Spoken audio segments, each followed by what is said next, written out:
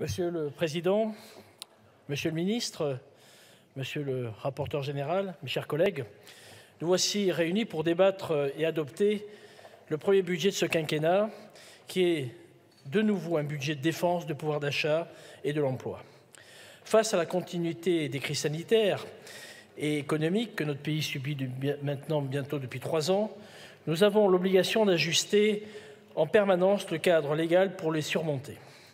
C'est ce que nous avons fait cet été, avec les mesures pour le pouvoir d'achat, qui ont permis de revaloriser à un niveau historique de 4% les pensions et minima sociaux et d'instituer un bouclier tarifaire sur les produits de première nécessité et l'énergie.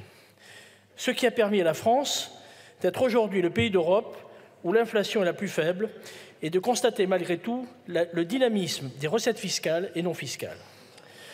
Nous avons déjà beaucoup parlé dans cet hémicycle de CVAE.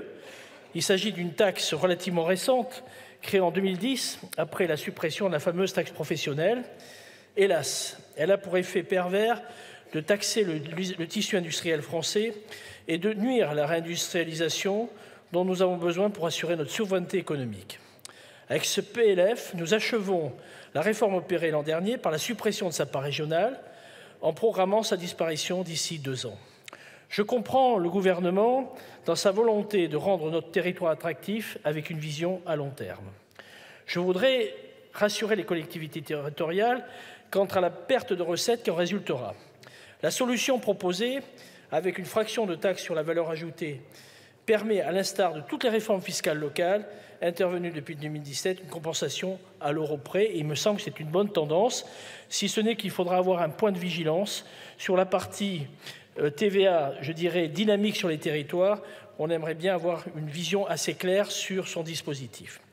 L'État continuera à soutenir les collectivités face à l'augmentation de leurs coûts énergétiques et dans leur démarche de rénovation des bâtiments publics. Nous savons tous que la seule façon de réduire la dépendance énergétique est de diminuer les consommations passives dont les bâtiments sont les premiers acteurs. Cet engagement de sobriété énergétique concernera d'ailleurs l'ensemble de l'économie française à travers le plan dévoilé par la Première ministre vendredi et qui s'inscrit dans la continuité des objectifs de la loi climat déjà déclinée dans le plan de relance et dans plusieurs PLF et PLFR.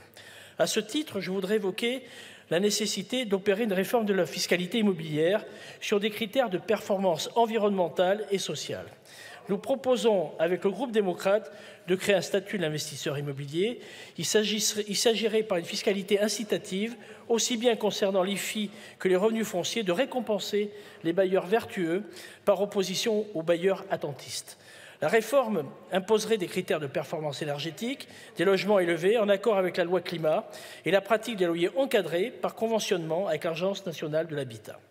Nous proposons aussi de taxer les flux des capitaux plutôt que les stocks, via une taxe additionnelle aux plus-values réalisées lors de la vente d'un bien immobilier, dès que celle-ci dépasse 2 fois le prix d'achat, notamment en zone tendue. Cette réforme irait de pair avec la suppression de l'abattement pour durée de détention. Je pense que cette solution pourrait donner des moyens financiers aux collectivités locales pour investir dans le logement social et notamment dans les zones de forte spéculation foncière.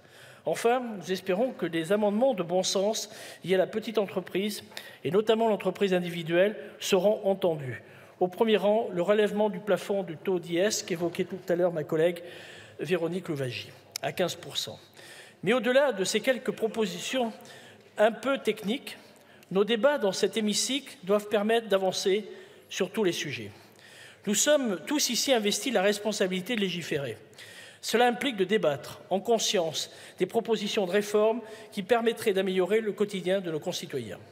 Je pense que la stratégie de blocage que certains sur ces bancs pourraient chercher à avoir et qui bloquerait et créerait une forme d'embolisation du débat parlementaire et nous obligerait à avoir recours au 49.3 n'est pas la bonne méthode. En ce qui nous concerne, quelle que soit l'issue de nos débats, nous y prendrons part avec l'ouverture d'esprit et le sens de dialogue qui caractérise notre groupe, dans un soutien résolu et constructif au gouvernement, et nous assumerons jusqu'au bout notre rôle de parlementaire démocrate, membre de la majorité. Je vous remercie.